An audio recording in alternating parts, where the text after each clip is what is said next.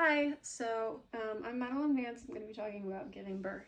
Now, I personally have not given birth before, but I know people who have. Of course, I do.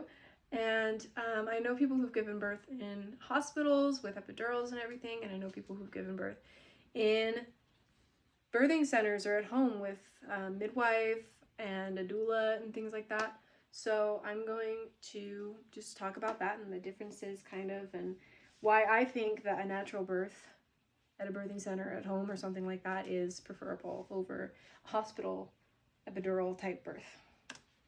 So usually when people think of giving birth, they might think of like that classic movie setting when everyone's rushing and then they get her to the hospital and they say push and she screams and they didn't have time for an epidural, but there's no time and the baby just comes out and it's just this big miracle, but she's in pain the whole time and it's really awful. And that's not really what it's like. Not necessarily. So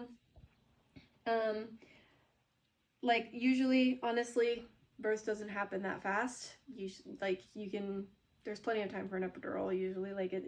It only takes a few hours, but I mean, it's not like you're just running the whole time. Although you could be, I don't know. I mean, every birth is different, but that's usually what people think of. And what? Anyway, but it's really not the best. Like, even with an epidural, it's not the greatest because I know my aunt told me a story of where she was really upset when they gave her an epidural when she had her baby and then she passed out and she wasn't there for the birth. I mean, she was physically there, but she was not mentally there. She didn't like see anything happen and she felt like she missed out on that and she didn't get to see her baby until a while later. And that was really distressing for her and she started crying and it was really sad. But there are also lots of other things, but I'm just gonna continue on here. So usually when people think of like a natural things, I don't know, they might think of something kind of like this, like don't turn it sideways here. Okay, like a hippie ritual type, something like that, and that's not really what any of this is actually like. It's more of, man, I should have placed a different slide here, but more of, I'm just gonna move to that, more something like that. So it just looks very nice and calming and it's a good environment to be in. And they have different tools to help induce labor. Not necessarily induce labor, but just to help it go along and move along, like birthing balls or other tools like little stools that you can sit on that'll really help. And then also, like I showed in the other picture with the baths, they can do water birthing, which is it's more comfortable and it helps ease the pain of labor. And so this was my sister when she was giving birth, which was earlier this month. And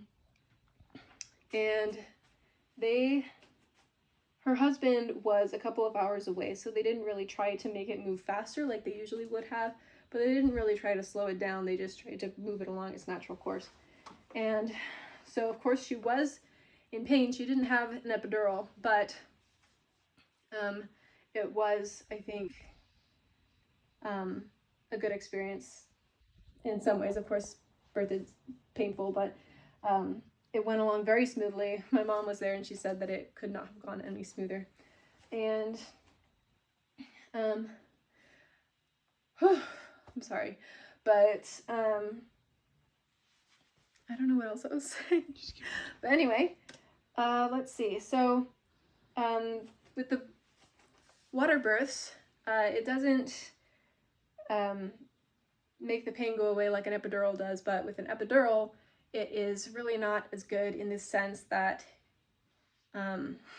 well, you can't move really when you get an epidural. It just makes your legs feel like lead is what I've heard, and you really can't move at all. But the position that they usually have you sit in a hospital setting, where it's just you like just in a sitting position, maybe a little bit farther back, it's really not optimal for birth. It's actually really bad. And I heard a midwife say that she knew a doctor who was assisting in a birth, and they had the woman in that position, and they thought that they were going to have to do a C-section on her because it was going so terribly. But then he suggested maybe before we try that, we just try putting her on her hands and knees like a dog or something and see how that goes. And they did that, and the baby came right out, and they didn't need to do a C-section. So that was really eye-opening to me, at least. Like, that's just really, I mean, it's kind of sad that they don't really, it's just classically just one position that people have be put in, but at a birthing center or at home, you can really be in whatever position is most comfortable for you. You move at your own pace. It's not people screaming at you to push. It's just you doing what you feel like is best for you at that moment. And what you feel like is best for you at that moment is usually what is best for you at that moment. So that's basically what I have to say about natural birthing versus I guess there's a little bit more. Not really that much more, but just a little bit. There's a person called a doula who knows a lot about this, the birthing experience, and how it's supposed to work, and she's just there to comfort you and be there for you and help you get through it. But anyway, that's pretty much what I know about this.